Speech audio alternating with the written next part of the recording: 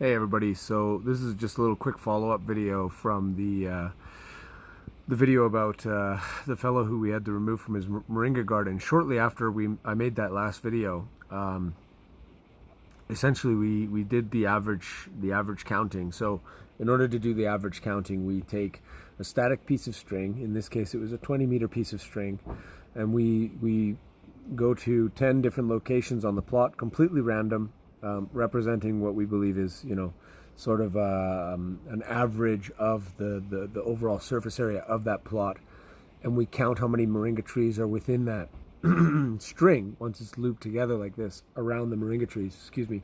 And then what we found out was that our managers, who were basically judging this guy, saying that he wasn't doing a very good job and it didn't look like he was going to have very high numbers, we found out that his average was actually 700 plants over the highest level target. So he actually overplanted, which is actually a good thing with moringa, because you can fit a lot of moringa on the fields.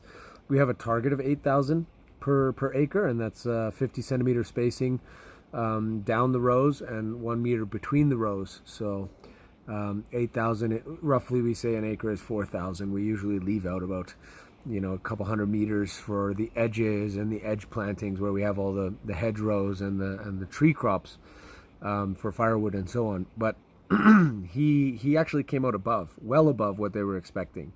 And we were saying, if even if you have 5,000 to 6,000, we'll still compensate you with a bonus for having actually accomplished the company's objectives. And so he is now entitled, as we remove him from that crop because he's actually not managing it effectively.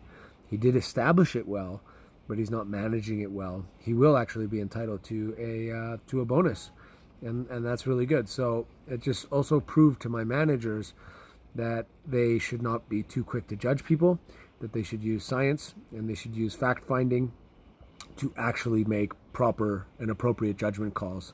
And I think that's something that we should all be focused on nowadays, because there's just so much false information out there. And I find that when people start believing what other people say just because of it's been said, without doing their own true fact-finding missions, I think it's really detrimental, especially in a community sense.